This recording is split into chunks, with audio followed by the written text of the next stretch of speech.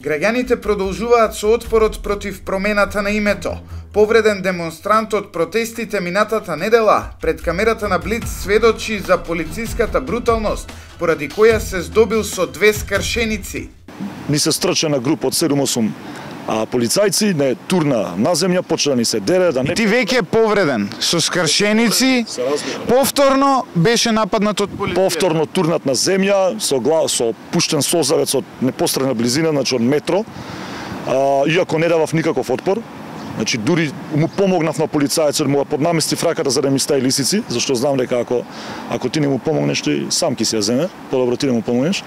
Значи, не давав отпор при апсење, ги прашував зошто не апсат, нема никаква потреба, одиме, се упатуваме кон возило, не сме веќе дел од протестот, не ни одговорија ништо. Најголем дел од демонстрантите на протестите се обични граѓани кои искажуваат незадоволство од промената на името, но присутни се и радикални организации како Христијанско братство.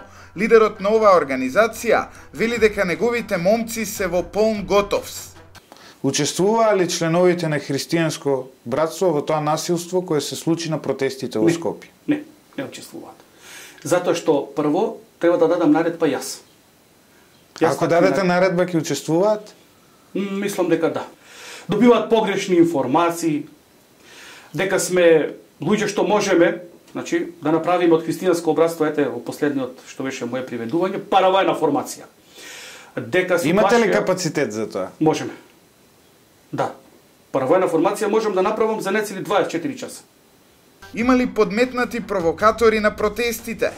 И кои беа тие кои што го предизвикаа практично инцидентот и после тоа кога почна акцијата на полициските кордони, на полициските единици, практично од народот се престроија позади пластичните браници на полицијата. Стана составен дел од оние кои што го нападнаа народот. Истите кои ја нападнаа полицијата, потоа го нападнаа народот. Токму така.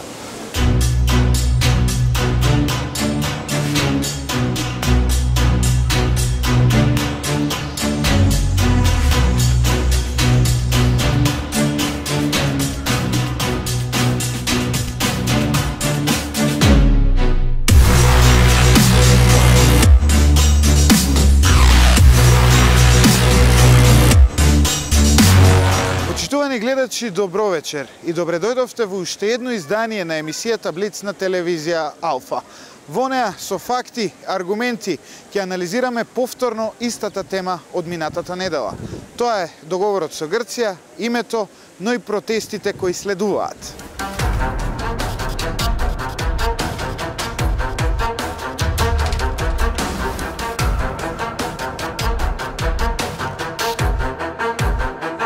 Во оваа емисија ќе разговараме со луѓето кои ги организираат овие протести, а во исто време ќе разговараме и со жртви на полициското насилство на протестите од минатата недела.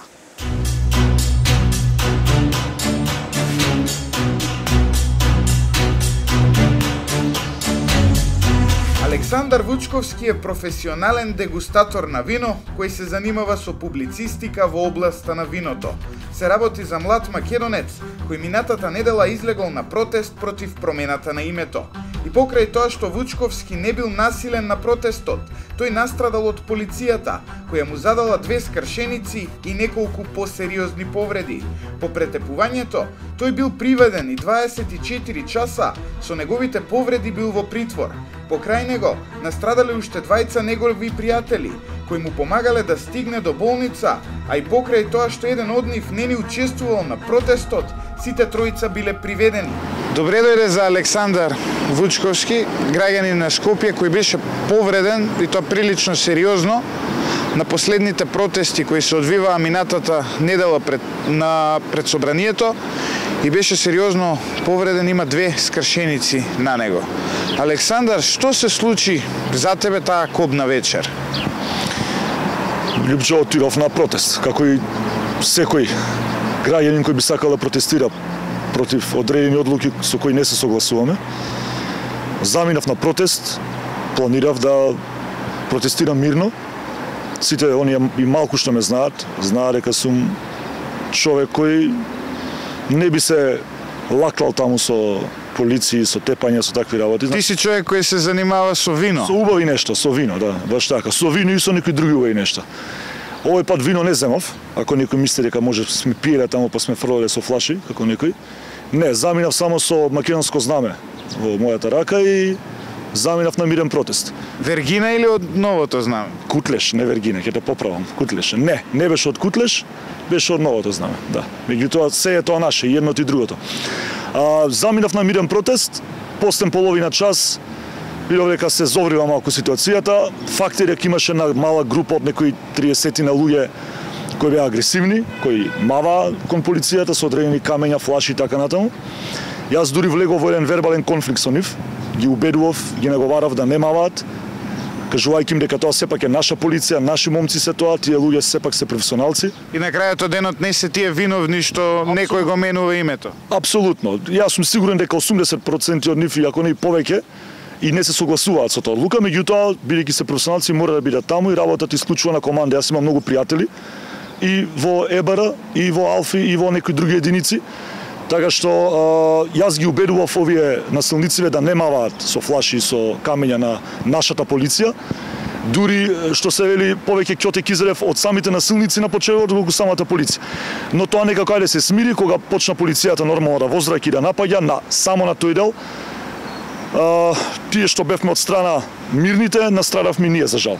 Значи буквално се удираше без да се селектира кој е мирен, а кој е агресивен, односно кој фрлал со флаши и камења, а кој не фрлал. Во нашите разговори, се извинувам, во нашите разговори со останатите демонстранти со кои имавме прилика да разговараме, тие велат дека практично овие насилници, најголем дел од нив не биле ни допрени од полицијата.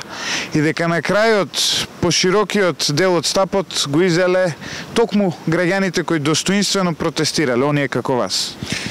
Не знам, се изгубив едно време во целата таа гужва, можеби тие добиле по некој пендрак, не знам, но она што знаме дека околу мене имаше помлади девојчиња од 19-20 години, постари жени од 60 и нешто години, раскрварени колена, задишани, загушени од солзавци и така натаму. Во целата таа гужва добив прилично поголем број на удари од пендрак, значи некои 5-6 удари по дланки, по плешки, по рамо, по екстреми, по нозе. И заработи 2 скршеници. 2 скршеници се официјални, не ги сметам, не ги бројам оние обичните модрици, обичните модринки. 2 скршеници кои се сметаат за тешка телесна повреда, една скршеница значи горе на лопатката и една скршеница на дланката, така што малку ме стави унезгодно. Сега ќе треба да држам чаша вино со лева рака, сите знаат дека тешко е со лева рака да се држи чаша вино. И откако те повредија, ти не отиде да се напиеш вино? Не. Отиде во болница. Во која болница се упати после тоа, затоа што сепак, нели, беше сериозно повреден, веројатно, по она што сега можам да го видам? Да, ме заболе, нормално, болките беа тешки, ужасни, заминав во градска. Да ме снимаат на рентген, да видам што имам скршено. Бев сигурен дека нешто скршено, меѓутоа официјално да добијам, имаше гужва. Имаше преку 25-30 според тоа што го видов секој од кои помирни луѓе. И сите повредени? Да, кој гребаница, кој беше се жалеше на проблеми со дишење и така натаму.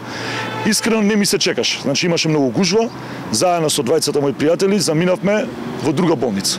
Значи дали во некоја од приватните или во некоја друга болница, затоа што мислеле дека таму ќе има помалку гужва. За побрзо да завршиш работа и да ти стават лангети. Да, затоа што таму ќе чекавме добри 2-3 часа. Се упативме кон моето возило кој беше паркирано на главниот паркинг пред Холидин, значи на главниот паркинг, дури после 2 часа откако целата таа гужва помина. Значи буквално немаше никаква толпа, никаква група на тој паркинг. Имаше само полиција. Бевме само ние тројци ту таму по некој полицаец. Одредени групи на полицајци водови не поминаа, не разминаа и не рекоа ништо. Не ни стопираа движење, не рекоа каде да одиме и така натаму. Ние мислевме дека сето тоа завршило, продолживме да се движиме кон нашето возило. Пред самото возило ни се стрча на група од 7-8 полицајци, не турна на земја, почна да ни се дере, да не... И ти веќе повреден, со скршеници, повторно беше нападнат од полиција. Повторно турнат на земја, со пуштен солзавец од непосредна близина, значи од метро, иако не давав никаков отпор. Значи дури му помогнав на полицајецот, му поднаместив раката за да ми стаи лисици, зашто знам дека ако ти не му помогнеш, тој сам ќе си ја земе, подобро ти не му помогнеш. Значи не давав отпор при апсење, ги прашував зошто не апсат, нема никаква потреба, одиме, се упатуваме кон возило, не сме веќе дел од протестот, не ни одговорија ништо, буквално сите тројца ни уапсија, од кој едниот од моите пријатели е инвалид, значи куца на едната нога, исто така не гледаа тоа многу, не им беше тоа. И двајцата беа на протест заедно со тебе? Едниот беше со мене, а тој третиот го викнав јас да ме вози до болница што ја не можев да возам. Значи тој дојде да ти помогне. Тој беше уопсен затоа што сакаше својот пријател да го однесе во болница. Апсолутно, значи тој дури не беше ни физички присутен на протестот претходно, за разлика од нас двајца кои бевме присутни, меѓутоа вие можеби сте фрлале, па еве ќе докажуваат дали сте правеле или не сте правеле за да ве приведат, а тој човек воопшто не присуствуваше. Тој не беше воопшто присутен на протестот, а и не може да докажат ништо затоа што се гледа и на нивните службени снимки дека ние мирно протестираме, дека не фрламе ништо на полицијата. Дури ниту удираме. Ве уапсија ве однесува во станица? Во станица Пролет во Стара. Колку време останавте таму? Послужбено 24 часа. Ние се надевавме дека порано ќе не пуштат, меѓутоа си ги искористија максималните 24 часа. Што правевте во тие 24 часа? Еве да им објасниме на гледачите како изгледа. И што, броиш овци, што викам јас. Сопче 2,5 на 2,5. Коректен однос има полицајците во полициската станица, тоа морам да го кажам. Понудија вода, понудија храна, понудија брза помош, односно медицинска помош за моите повреди. Тоа прво го одбив, мислејќи дека ќе излеземе малку порано, меѓутоа кога видов дека ќе заглавиме, потоа ме однесува во градска, дополнително на снимки, на преврски и така натаму. Немам апсолутно со исклучок на некои ситни мали провокации. Немам замерка на полицајците во полициска станица Пролет, се однесува стварно професионално и коректно. Исто така морам да напоменам дека и алфите како единица кои не спроведуваа до таму, спрема мене беа доста коректни и професионални. Единствена замерка, дури немам замерки, не им се љутам дури ни на момците од Ебара. Тоа е нивна работа. Она што имам замерка е на нивните старешини, на командантите и на оние наредби што дошле, мислам малку од погоре, а тоа е да се удира и на мирни протестанти, а според мене со цел да се убие волјата кај народот, да престане да излегува на протести за овој погубен и поразителен договор што се случи. Вие убија ли вас волјата? Апсолутно не, само повеќе е засилија. Сега кај да е да сопрам за 2-3 дни и се враќам на протести.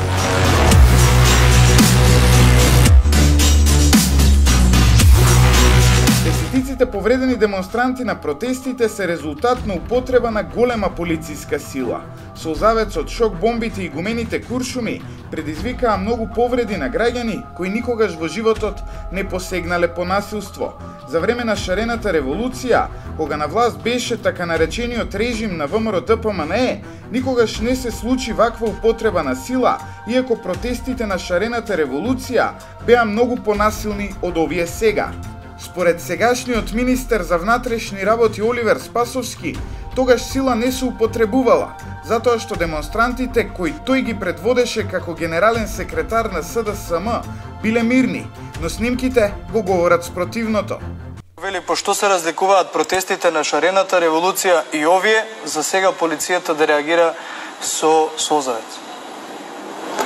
Има голема разлика помеѓу протестите што беа за шарената револуција и овие што се сега, заради тоа што тогаш во ниту еден момент не е срушена ограда заштитна. Контролирани возила на МВР, направена материјална штета. Вчерашните протести Министерството за внатрешни работи ги оцени како насилни и агресивни. Тоа е проба да се влезе во било која од институциите.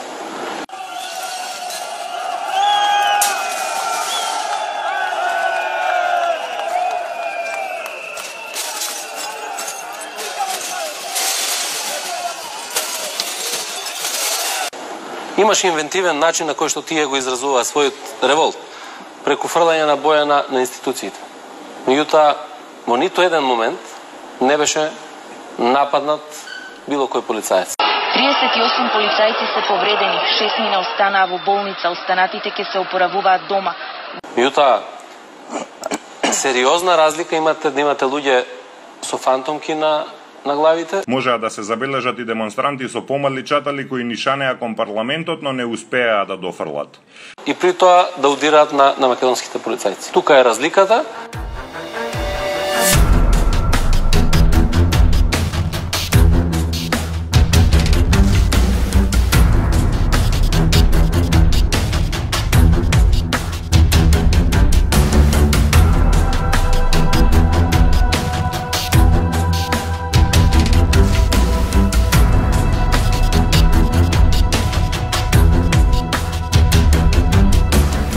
кои присуствуваа на протестите минатата недела сведечат дека полицијата вметнала свои луѓе помеѓу демонстрантите, кои ја провоцирале толпата за да започне насилство.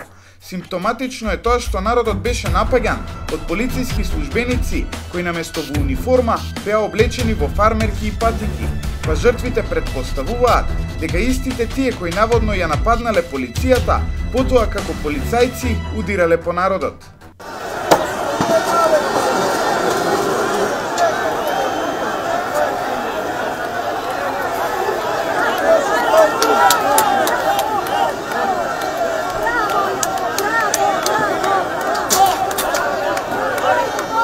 Се она што се случуваше во светот најмногу се презентираше само фотографијата на лидерот на Единствена Македонија Јанко Бачев, кој со руско знаме се качи на полициски хермелин. Најголем дел од светските медиуми ја пренесоа оваа фотографија на Associated Press, прикажувајќи дека наводно Русија стои позади овие протести.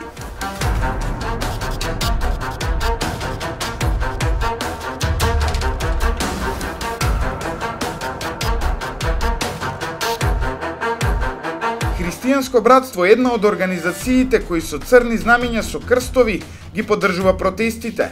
Поради црната боја која им е символ, за нив се смета дека се радикално десна политичка структура.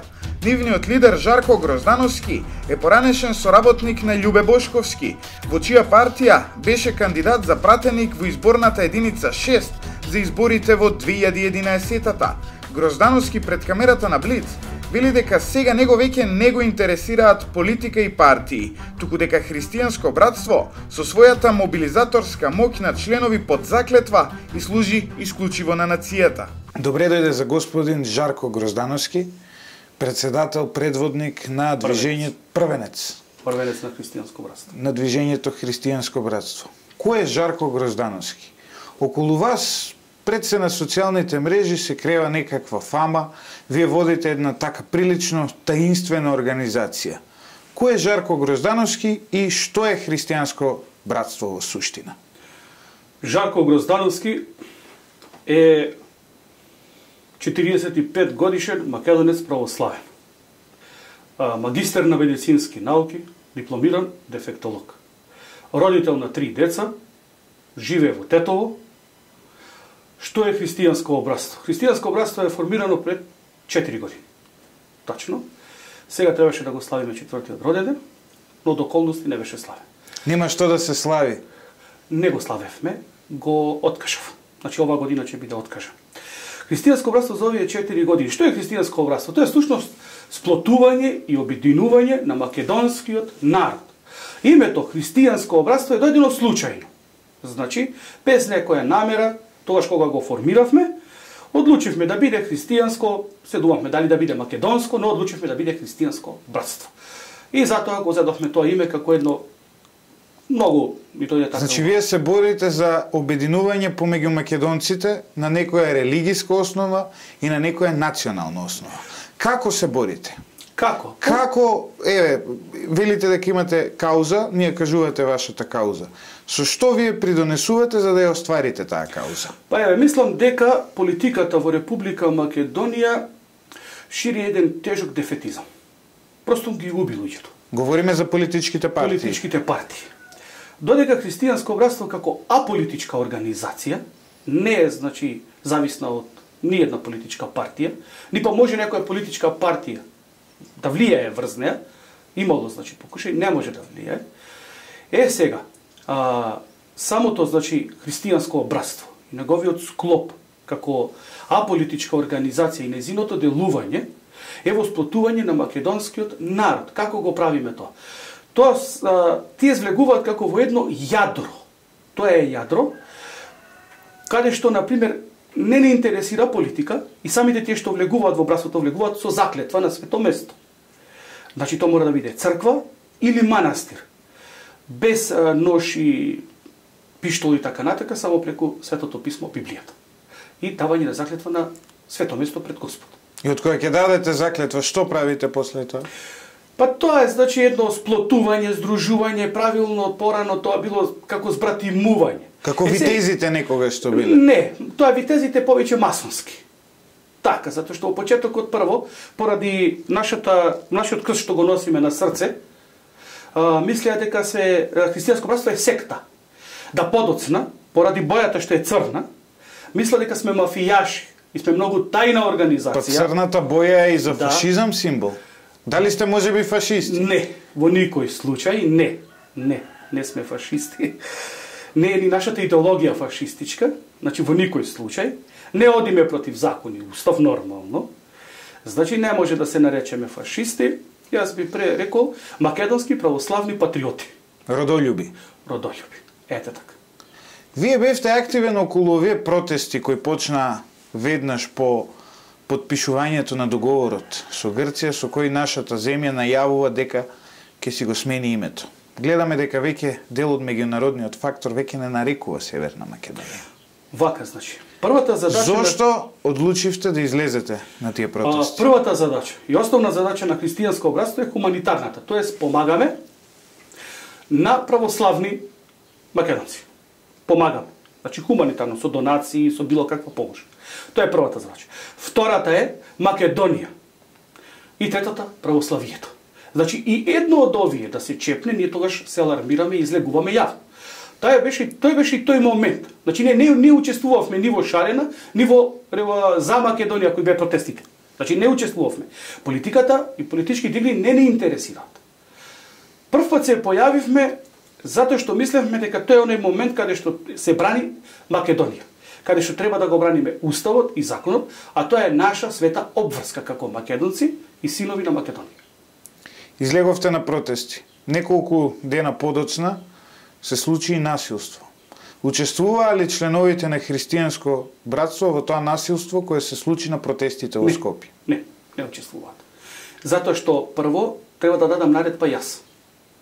Ако дадете наредба, ќе учествуваат? Мислам дека да. До толку се верни? Да, но такво ништо нема да се случи. Не против устав, не против закон и не против македонскиот народ. Вие во вашата символика го имате православниот крст. Имате црна боја. Зошто одбравте токму црна боја? Па зашто? Беше символика, значи се мислиме по некои бои други, но одбравме црна затоа што мислиме дека историјата на Македонија за овие, што знам колку илјади години, е црна. И затоа одбравме црна. А зашто крст? Затоа што тој е наш православен знак и обележи како православни синови во оваа држава. И затоа е црната и затоа е жолтото во црната. Тоа е крстот. Дали мислите дека по мирен пат може да се реши ова прашање и може Македонија достоинствено да излезе од целиот овој договор и се ова што се случува? Може на мирен да се реши, но ако пред се разбуди патриотизмот и духот кај македонскиот народ. Но за жал, до сега јас такво нешто овде не видов. Имате ли обструкција од полицијата? Да. Што ви прават? Па следат, пратат што се случува, што правиме, добиваат погрешни информации, дека сме луѓе што можеме, значи, да направиме од христијанско братство, ете, во последниот што беше моје приведување, паравојна формација. Имате ли капацитет за тоа? Можеме. Да. Паравојна формација можам да направам за нецели 24 часа. Но, истото тој им го реков и на тие, истото ќе го кажам и пред македонската јавност. Христијанско братство во никој случај нема да го прекрши законот и уставот на Република Македонија. Јас такво нешто нема да наредам. Во случај како што ме прават дека можам да го направам, или се во случај еве терорист, ние нема да бидеме терористи. Ние си ја браниме својата земја. Правото на таа земја, си ја браниме својата религија, да си ја сочуваме и да може да веруваме понатаму. Вие имате еден меч овде во вашата канцеларија, во седиштето на христијанско братство. Што символизира тој меч? Мечот е поклон од мои браќа по вера, да, кој што го поклонија во оваа канцеларија, јас само символично го ставив тука, покрај христијанско братство. А имам и тука и икона, која ми е поклон од мој исто брат, од по вера, од Острук. Таа што гледате позади мене. Од Црна Гора. Да, значи има и меч. Тоа е она општина што може да пресечам во одреден момент, ако нешто не оди како што треба. Така. Ама пред се иконата. Имаше ли уапсени членови на христијанско братство? Не. Зошто? Затоа што внимава, затоа што не беа вмешани во насилството, затоа што ние сретнавме многу луѓе кои не учествувале во насилство, беа уапсени. Нема дозвола за такво нешто. Не сме да учествуваат во насилство. Значи не сме да учествуваат во насилство против полицијата, која го представува законот. А тоа го реков. Нема во никој случај да удриме на полицијата.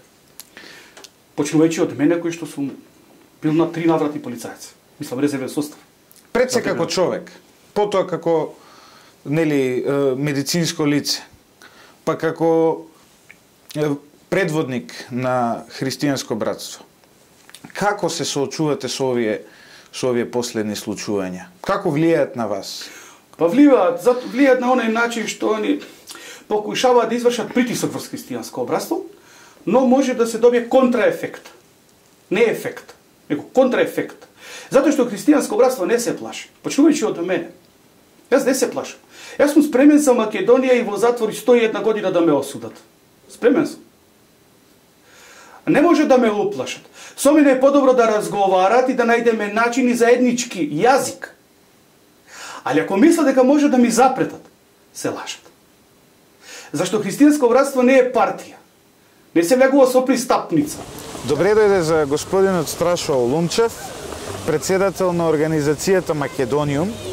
Македонски национален совет Македонија. Која е една од организациите кои ги организираат овие протести против промената на името. Вие први почнавте, ако не се лажам. На 31 јули минатата година. И од тогаш па наваму цело време протестирате? Нон-стоп. Буквално овие што се на власт едноставно не ни оставаат простор, што се вика, да здивнем едноставно од причини што носат решенија, одлуки, ќе му се науми вечерва, утре веќе викнал седница на собрание, носи закон, мени устав. Дали Македониум сега ќе стане Северно Македониум?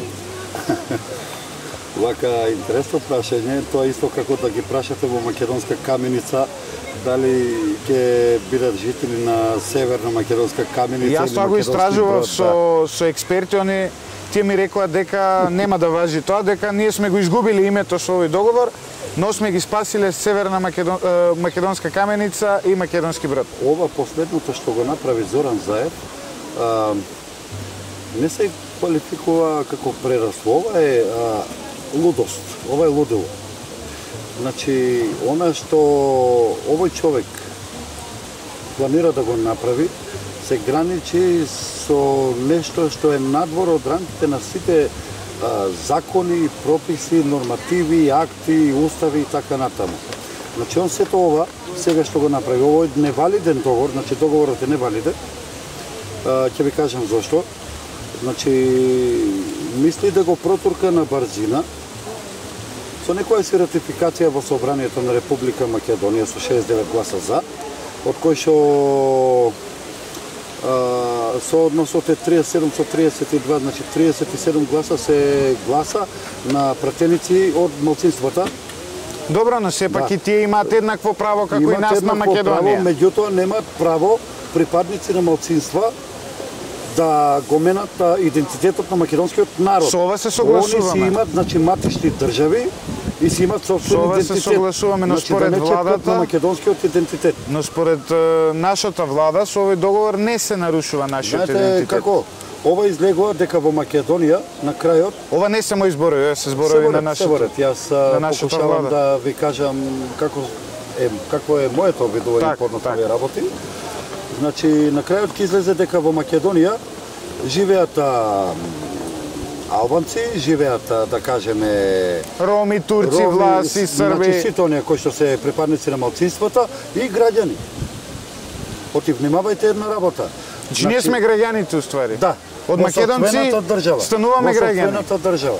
Ова е бетер од апартхејдот во Јужна Африка. Ова што ни се токпи, што ни се спрема на нас тука, практично ние станавме домицилниот мнозинскиот народ станавме малцинство во сопствената држава заради оркестрирана политика на малцинствата со одредени политички партии кои што представуваат власт. Како оние кои сега нас не гледаат, што можат тие да направат за ова да не помине? Народот? Да. Граѓаните? Јас сум со тој народ непосредно на улица веќе година и нешто. Револтот, бесот, кај нив е оправдан од причина што имаме една ситуација каде што не знам какви освојувачи на овие територии со векови биле и никој не успел да го поништи македонскиот идентитет. На крај самите на крај дојде некој кој што за една година сака да не збрише од светската карта на народи. Мислите дека беше оправдано и без и она, да не го наречам насилство, но сепак се фрла и камењи, молотови, коктели од страна на навивачите? Оправдано? За кога зборате? За пред некој ден или за минатата година? Па добро, и во двете наврати беше исто, но говорам за во неделата што беа големите протести. Прво да расчистиме една работа. Се додека постои шанса за мирно решавање на се ова, значи ќе се тера на тој начин. Се уште постои таа шанса да се стави крај на се ова помирен пат. Да. Јас не сум Господ да преземам одговорност за нечiji тук живот. Не разбирате? Значи тоа право го има само Господ. Се работи тука за нешто друго. Постојат премногу политички групации, значи подгрупации подразбирам. Од политички партии па до... Обиди за политички партии. Токму така. И некои од нив имаат контрола, би рекол, на други групации кои што се, би рекол, под диктат, под директива, да направат нешто во даден момент. И јас не можам... Мислите дека службите го спакуваат цело тоа што се случуваше? Јас јавно зборам секојаш, еве и кај вас ќе кажам во емисијата јавно. Порано Малта се третираше како центар на обавештајните служби за поширокиот, би рекол, Медитеран, значи Северна Африка, европските држави. Денеска тоа, дури и малце во пошироки рамки, е Скопје. Значи, странските служби се сконцентрирани во Скопје, а зашто ќе ви кажам, еве ова амбасадата горе на Кале, тоа не е амбасада. Натре имате оперативен центар на Пентагон, имате оперативен центар на ЦИА, имате на 30 км... Од таму мислите дека го спакувале ова? Не, зборувам за следното, значи странските служби во Македонија роварат, значи максимално силно. Не зборувам само за американските служби. Значи ги имаме овде српската обавештајна служба, бугарската, албанската, грчката, немој да мислите... Руската. Да, апсолутно. Имаше еден многу интересен случај, знаете. Еве, ќе ви го раскажам. Тоа е прашање кое јас си го поставувам. Интервјуравме неколку луѓе кои биле тепани на овие протести, а не биле воопшто насилни. Дел од нив дури не биле на самото место. Точно е тоа. А од друга страна имавме случај претседател на една политичка партија да се качи со 2 знамиња на Хермелин и тој да не биде уапсен.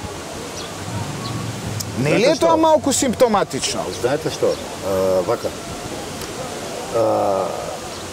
потек на председател на политичка партија во овој момент нема да коментира. Значи тоа било негово лично мислење, одлука, веројатно и со малце покачена. Но вие сте еден од организаторите. Да, ама јас тоа што можам да го кажам е следното. Јас сум прво, пред и над се македонец по род и по крв. Ако јас застанам, макар и да ме стрела, јас во раката ќе го имам македонското знаме. Тука приказата за мене. Знаме на други држави не ви се потребни. Не ме интересира. Била пријателска, не била пријателска, апсолутно не ме интересира. Значи јас носам во себе македонски ген. И ако држам нешто в рака, ќе го држам македонското знаме. Тука приказата кое знаме? Она кое ни го забрани или ова кое го имаме? Вековното македонско знаме. Ова што го имаме сега, ова комотно можам да ви кажам, ова модификација на Мирослав Грчев, представува апликација на некој друг народ од пред 2 или 3 века. Тоа го барав на интернет, го најдов решението. Кој е тој народ? Нема да спомнам сега, јас имам пишувано колумни за тоа, ќе тој ден ќе го кажам.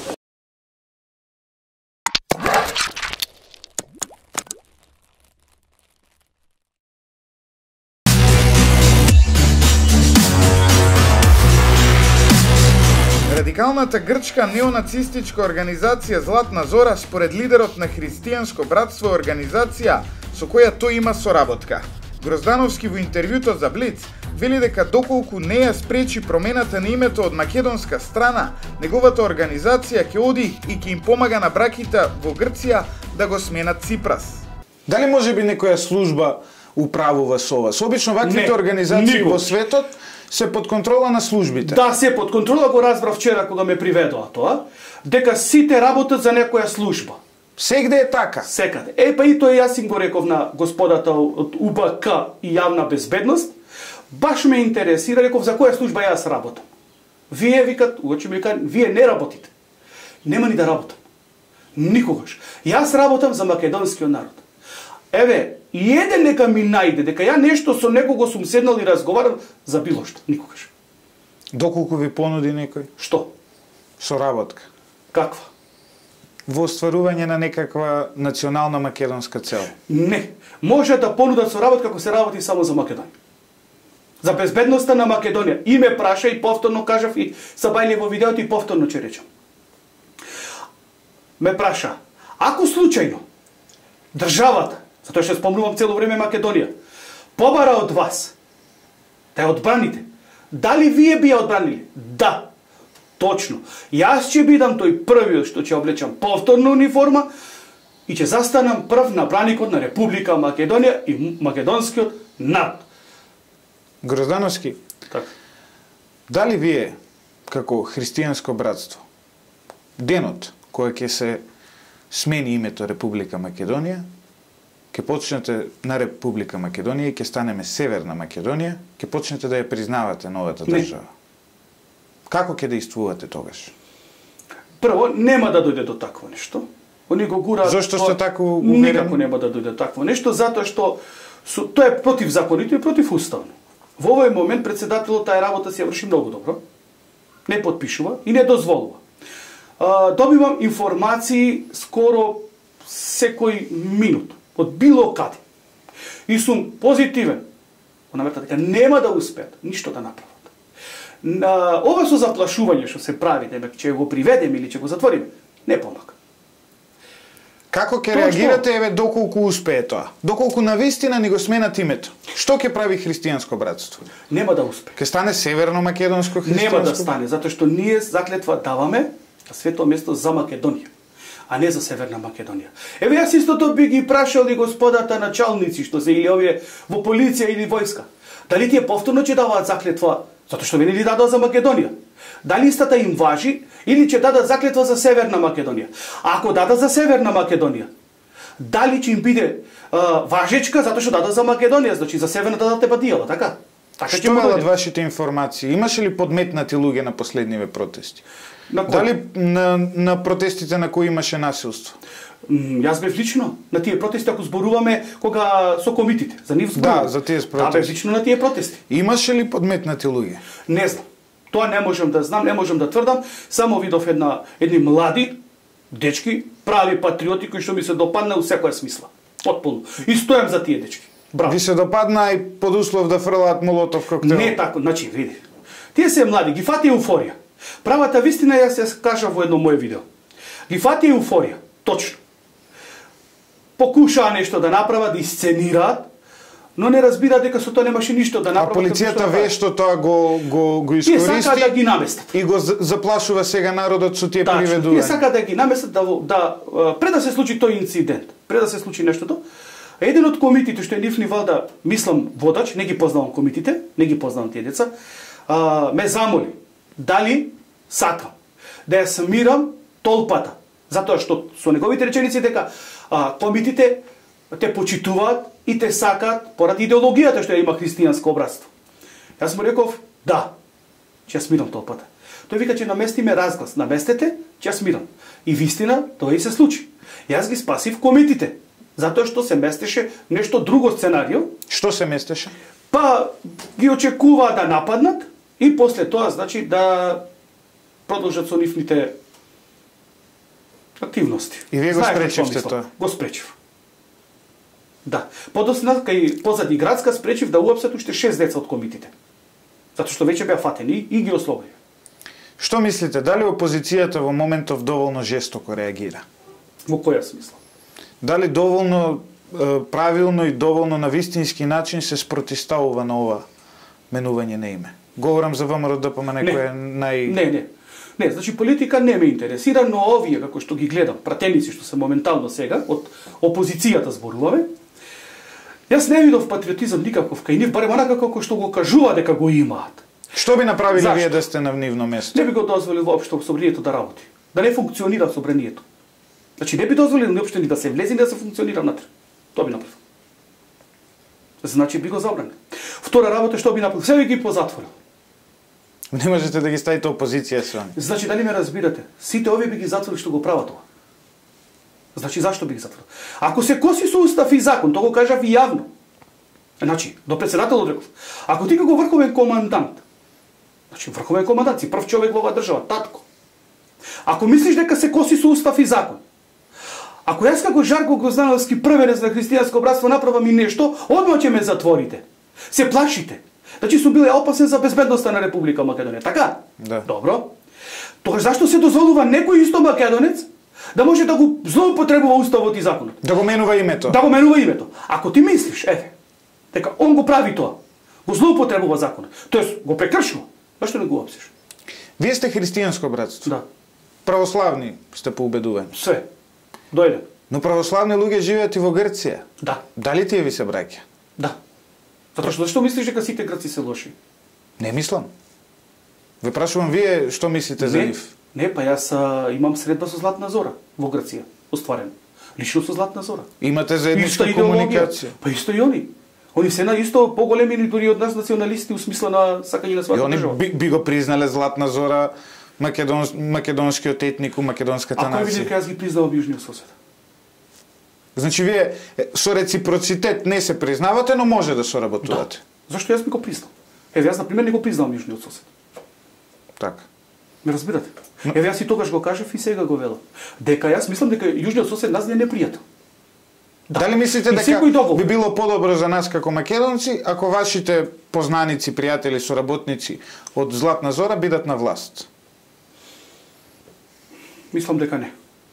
Би било полошо. Да, затоа што јас мислам, едно е да разговараш со нив, друго е да се договараш со нив. Јас разговарав, но не се договорив.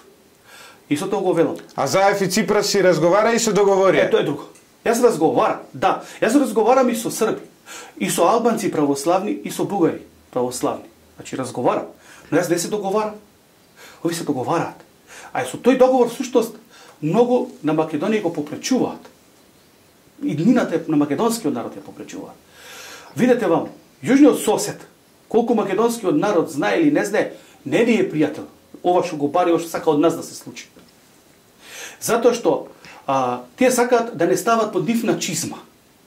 Кажете ми ја гаранцијата која е. Кога ќе влеземе под нивна чизма, дека нема да не гурнат. Па нема никаква гаранција дека они воопшто ќе го ратификуваат тој договор. После тоа, што ќе се случи? Ќе барат друго нешто. Па ќе побарат исток, ќе побара запад, ќе побара север. Сите нешто ќе барат од Македонија. Значи не треба све да им дадеме. Ако така почнеме, што ќе се случи со нас? Јојо држава. Па вие сте така елоквентен, господине Гроздановски. Дали може би планирате да направите политичка партија? Не. Не сум политичар, јас сум револуционер и патриот. Нема да направам политичка партија. Не ме интересира, значи тоа, но можам да ти кажам дека можам, кажувам јавно, можам многу голема улога да изиграм, со Златна Зора да ги малку разбудам, да не им помине таму тоа што треба да им помине. Затоа што со македонскиот народ некако не ми оди. Значи вие во Грција ќе го минирате договорот? Па ќе направиме тоа што се направи, тие да не го направат тоа што треба да го направат, со нашите таму ќе направат се Колку што ова наши овде се неспособни да го направат. Затоа што колку и да им кажам, не разбират што е патриотизам. А зошто се нашите неспособни? Од каде доаѓа таа неспособност? Еве гледаме. Има таму некои политички партии во зародиш кои учествуваат на тие протести. Имаме навивачки групи, имаме граѓани, всушност најголем дел се граѓани кои само иницијативно излегуваат. Зошто не можат да успеат тие луѓе да се изборат за оваа кауза? Зашто? Затоа што на една маса се дунуваат тројца. Еден војвода, друг комита, третиот е шпион. Тоа е ке на сега. Точно. Сега може да се смени. Тројца седнуваат, еден е војвода, двајца кодоши. Македонската кауза ни на најдолно ниво, најнезавидно. У овој момент. Се плашат ли членовите на христијанско братство или ќе продолжат да излегуваат на протести? Не се плашат. Не се плашат од никого. Колку членови имате? Многу. Бројката нема да ја откриеме. Многу. Преку 1000. Под заклетва. Тој беше смета, значи, вели во христијанско братство. Од 1000 и кусур под заклетва на свето место, ми вели имаш неколку кодоши. Неколку. Па ти ме, брате, во партијата ти се сите. Ме разбирате? Сите. Од прв до последен. Ние, христијанско братство, не се бориме за власт, за пари. Ние се бориме за Македонија. Има голема разлика. Ние од свој джеб плаќаме за гориво.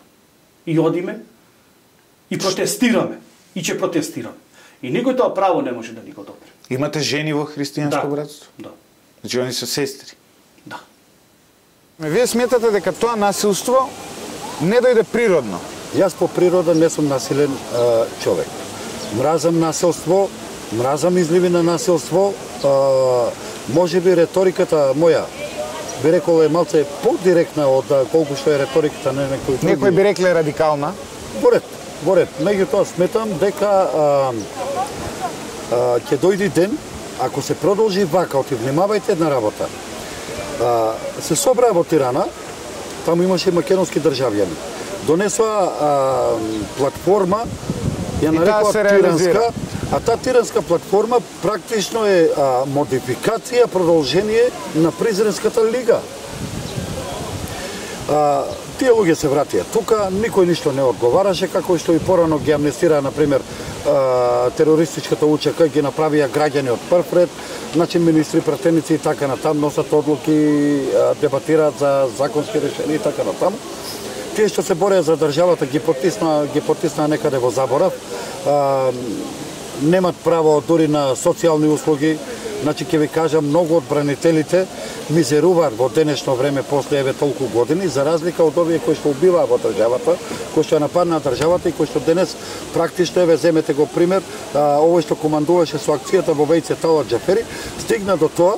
Порано некој го ставаше министер за одбрана, денеска стана председател на Собранието на Република Македонија. Од некни имаме и команданти во специјалната единица Тигар, кои учествувале во тој конфликт. Значи сакам да кажам следното. Во Македонија... А истите тие специјални единици беа тие кои удираа по народот на тој протест. Вака да ви кажам, се случи една интересна работа на тој инцидент. Акцентот беше ставен да бидат тепани стари, немокни лица, жени или луѓе кои не се луѓе кои што во себе вмешани. Така. Не беа вмешани во насилството. Имаше интересни повреди. Еден од моите познаници ми покажа повреда на ногата, која што наликува на повреда од гумен куршум. Сега кои беа тие внатре вметнати во народот и кои беа тие кои што ги го предизвикаа практично инцидентот и после тоа кога почна акцијата на полициските кордони, на полициските единици, практично од народот се престроија позади пластичните браници на полицијата. Стана составен дел од оние кои што го нападнаа народот. Истите кои ја нападнаа полицијата, потоа го нападнаа народот. Токму така. Вие се сретнавте со лидерот на ВМРО ДПМНЕ, господинот Христијан Мицковски, затоа што вие отидовте и баравте од ВМРО ДПМНЕ да излезе, да протестира, односно... Вака. Тоа што го побарав јас од председателот на ВМРО ДПМНЕ, значи во непосредна комуникација, на директна средба, да пратеничката група на ВМРО ДПМНЕ го напушти собранието. Па тие тоа го направија? Ама само за тој ден. Значи јас побарав од него комплетно да ја напуштат работата на собранието, затоа што во тој случај овие кои што се на власт нема да имат политички легитимитет да продолжат да бидат на власт. Така. Но знаете што е тука проблемот? ВМРО-ДПМН како партија е под постојан, не сакам да бидам нивниот адвокат во никој случај, но тие како партија се под постојана обсервација од меѓународниот фактор. И доколку тие сега излезат од собранието, ќе биде сватено дека тие го бойкотираат тој реформски пакет за Европска Унија и тие не сакаат веројатно, барем според она што јас го согледувам, да дојдат во таква позиција. Дали мислите дека ВМРО-ДПМН искрено се бори за да го зачува името? Деликатно прашање, јас можам само да го кажам она што го имам слушато од нив на пресконференција. Така? Значи, постојат неколку субјективни прашања, би рекол. Една работа. Многу пати потенцирам дека не може Македонија да бара прием во организации, не може Македонија да бара прием во организации од каде што се бара од нас да си го смениме сопствениот идентитет, да се само избришеме, да се само делегитимираме од светската карта на народи. Зборувам за Европска Унија, зборувам за НАТО, па ако сакате веќе и за Обединените нации. Значи вие сте против ЕУ и НАТО? Па не баш во таа смисла. Значи вие сте против тоа недостоинствено да бидеме примени. Значи, па и ВМРО-ДПМН го има идентичниот став. Не би рекол. Пред еден ден Мицкоски исто во ова вие што го говорите, го кажа во интервју за Алсат. Не би рекол. Разликата е во она што се однесува на случувањата внатре во Македонското собрание. Значи, изјавата на председателот на ВМРО-ДПМН дека тој како Христијан Мицкоски на референдумот ќе гласа против промена на уставот по однос прашањето на името, практично кажува дека ВМРО-ДПМН има намера да гласа за одржување на референдум по однос тоа прашање. Така го разбрав и јас, кажувам мој став. Но од друга страна тие велат дека ќе излезат на референдум, извинете, само доколку на него бидат исполнети сите демократски услови. Нема демократија. Демократијата е па тогаш самиот го дадовте веројатно одговорот на прашањето дали ќе излезат на референдум. Можам како порака следното да го кажам. Сите оние кои што заговараат политички партии, председателите на политичките партии, раководствата, референдум на кој што народот демек на демократски начин би се изјаснил за тоа што сме, кои сме и какви сакаме да бидеме, пораката е следна. Нашиот идентитет, идентитетот на македонскиот народ не е добиен на некој референдум таму, не знам, пред век 2 или 3. Или пред 26 години. Така, значи, нашиот идентитет го имаме со векови. И ние немаме право да газиме врз целата борба за македонската кауза и крвта на сите оние кои што погинале во името на таа света работа. Што мислите, која е поголема победа? Доколку се случи референдум и на него мнозинството од македонците речат не за промена на името, или доколку се случи референдум кој ќе помине без цензус? Затоа што според мене ова се двете единствени сценарии. Победа или не, се работи за следното. Референдум не смее да има. Референдум по тоа прашање не смее да се одржува, затоа што референдумот прво и основно значи дека малцинствата, оние кои што не се македонци по род и по крв, ќе одлучуваат за нашиот идентитет. Почитувани гледачи, ви благодарам за вниманието. Тоа беше се во оваа епизода на Блиц. Се гледаме во некоја наредна прилика.